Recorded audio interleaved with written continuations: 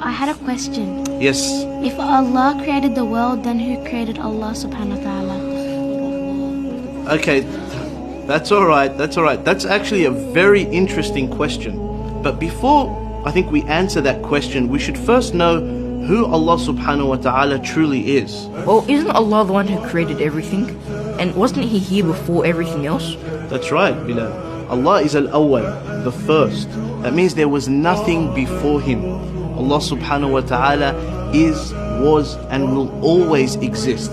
So the question, who created Allah, doesn't make any sense, because the word Allah means the one who is uncreated. Sheikh, can you explain it a bit more?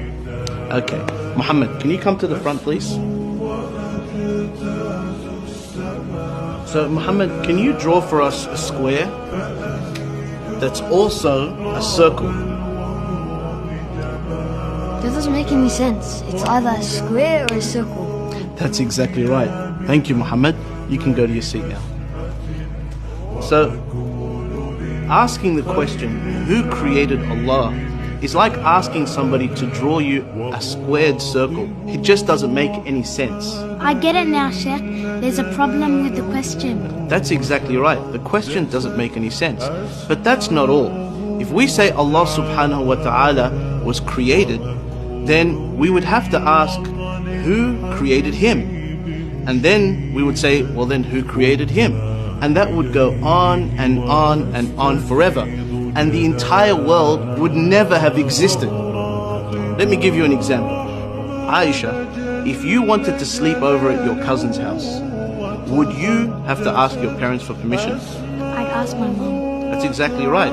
Now, what if your mum had to ask your father for permission? And then your father had to ask his father for permission? And that goes on and on and on and on. Would you be able to go to your cousin's house?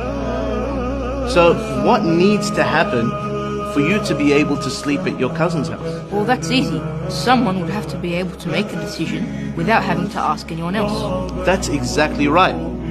Likewise, the world would never have existed unless Allah had created it without relying on somebody else. For if He had to rely on somebody else, this world would never have existed.